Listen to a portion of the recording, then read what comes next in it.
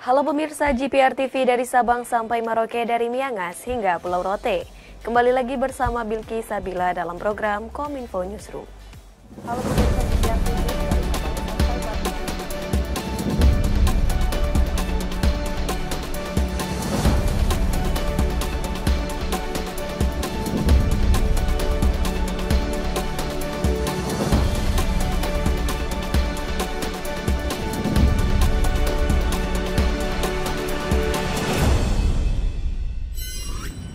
Inilah Kominfo Newsroom selengkapnya. Pemirsa, jelang Lebaran 2022, Presiden Joko Widodo melakukan peninjauan distribusi BLT minyak goreng kepada 100 keluarga penerima manfaat. Dalam sambungan video call dengan perwakilan kantor pos dari 6 lokasi berbeda, Presiden meminta jajarannya untuk mempercepat penyelesaian bantuan langsung tunai. Presiden Republik Indonesia Joko Widodo kembali melakukan peninjauan distribusi bantuan langsung tunai minyak goreng kepada 100 keluarga penerima manfaat. Presiden memastikan bahwa bantuan tersebut dapat disalurkan dengan baik kepada masyarakat. Pada kesempatan itu, Kepala Negara juga berdialog melalui sambungan video dengan perwakilan kantor pos dari 6 lokasi, yakni Banda Aceh, Medan, Serang, Pontianak, Depok, dan Jakarta yang menyampaikan capaian penyaluran BLT di daerah masing-masing. Medan hari ini membagikan 60 orang KPM, Pak Presiden. Kinerja kita penyaluran sudah 97,21%. Adapun capaian penyaluran di Serang sebesar 98,36%, Banda Aceh 99,35%, Depok 98,87%, Pontianak 96,8%, dan Jakarta 93,30%.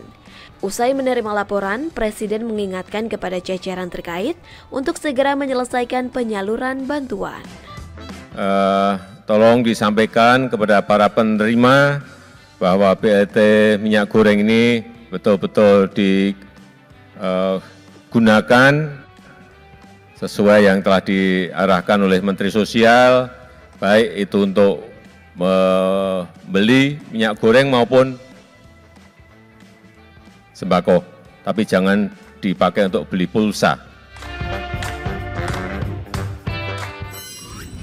Informasi lainnya, Presiden Joko Widodo bersama Gubernur DKI Jakarta Anies Baswedan meninjau kesiapan sirkuit Formula E di Ancol kemarin. Dalam kunjungannya, Presiden Joko Widodo berharap pembangunan sirkuit berjalan sesuai dengan jadwal yang telah ditetapkan. Presiden Joko Widodo bersama Gubernur DKI Jakarta Anies Baswedan meninjau sirkuit Formula E di Ancol, Jakarta Utara pada Senin 25 April lalu. Dalam peninjauan tersebut, Presiden mengatakan ajang balapan mobil listrik ini siap digelar pada Juni mendatang. Diketahui, sirkuit Formula E memiliki panjang lintasan 2,4 km dan lebar 12 km. Sirkuit tersebut memiliki ciri khas di mana di beberapa tikungan terdapat kemiringan yang memungkinkan setiap pembalap memiliki kecepatan yang lebih tinggi. Saat berkeliling, Presiden tampak sesekali berhenti untuk melihat langsung sirkuit yang telah selesai di aspal tersebut. Presiden pun berharap proyek pembangunan sirkuit tersebut dapat berjalan sesuai dengan jadwal yang telah ditetapkan. Kemudian mungkin yang tinggal dikejar pedok dan untuk grandstand-nya, kira masih ada waktu nanti habis Lebaran, dan ya kita harapkan nanti di awal Juni kita bisa melihat balapannya. Ya. Pada kesempatan yang sama, Anies mengatakan kondisi trek sirkuit saat ini sudah rampung 100%. Pekerjaan lain pun yang sedang dirampungkan adalah sarana dan prasarana penunjang lainnya. Kalau untuk treknya sudah 100% selesai. Sekarang yang sedang dalam proses pembangunan adalah disampaikan oleh Presiden, pedok, grandstand, kemudian juga pagar. Nanti di atas beton-beton ini akan ada pagar yang itu untuk pelindung. Nah, itu semua yang nanti akan dikerjakan sama persiapan untuk fasilitas bagi tamu-tamu yang menggunakan mall di sebelah ini. Tapi secara umum treknya sudah 100% selesai. Pandemi COVID-19 di sejumlah negara telah ditetapkan sebagai endemi, namun sedikit berbeda dengan Indonesia. Presiden Joko Widodo menegaskan perlunya kehati-hatian transisi pandemi ke endemi. Diperlukannya kajian mendalam dan ketaatan masyarakat dalam menerapkan protokol kesehatan.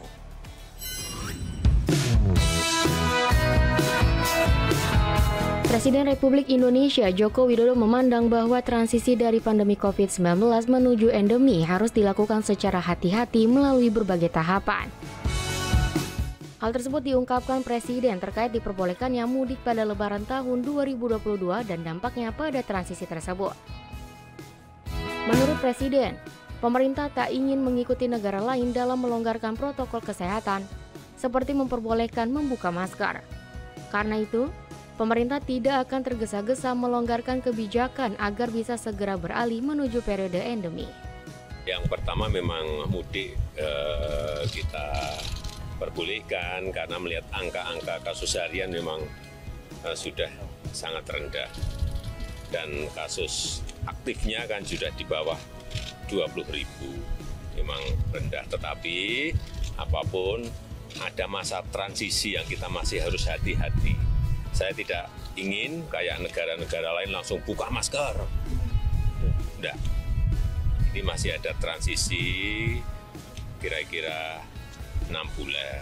Kita lihat seperti apa, baru nanti silahkan kalau di luar ruangan buka masker, kalau di dalam ruangan masih tetap pakai masker. Ada tahapan-tahapan dan kita tidak perlu tergesa-gesa.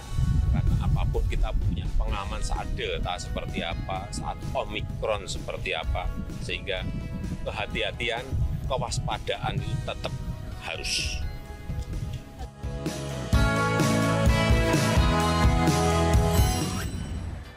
Pemirsa, Kepala BMKG Dwi Korita Karnawati menetapkan status siaga 3 setelah anak Gunung Krakatau menunjukkan gejolak. Dwi Korita pun mengimbau masyarakat untuk waspada dan bersiap jika proses evakuasi harus dilakukan.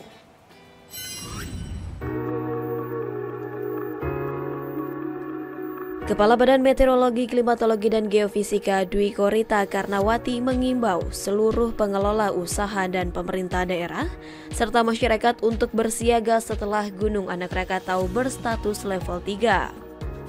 Dwi Korita mengatakan hal tersebut bukan berarti waktunya melakukan evakuasi atau fase kedaruratan, namun siaga mempersiapkan evakuasi untuk menghadapi kemungkinan terburuk dari kondisi tersebut. Dalam hal ini, Badan Penanggulangan Bencana Daerah setempat perlu memasang kembali rambu-rambu evakuasi dan shelter yang sudah tidak jelas terlihat oleh masyarakat dan mempersiapkan jaringan komunikasi. Saat ini, BMKG bekerja sama dengan sejumlah institusi mempersiapkan suatu terminal pemancar dan penerima transmisi satelit untuk jaringan komunikasi apabila terjadi bencana akibat aktivitas Anak Krakatau. Dengan meningkatnya level aktivitas Gunung Anak Krakatau dari level 2 menjadi level 3 yang disampaikan oleh PVMBG Badan Geologi, maka masyarakat diminta untuk waspada terhadap potensi gelombang tinggi atau tsunami, terutama di malam hari saat kita tidak bisa melihat berbagai kemungkinan dari arah laut.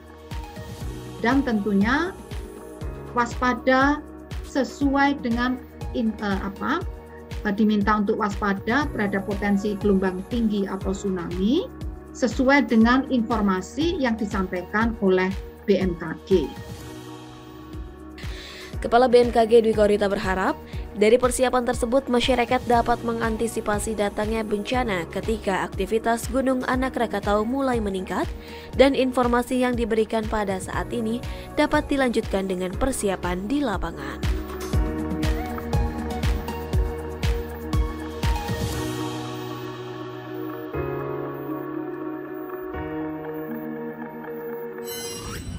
Pemirsa, usai jeda kami akan kembali dengan beragam informasi menarik lainnya. Tetaplah bersama kami dalam Kominfo Newsroom.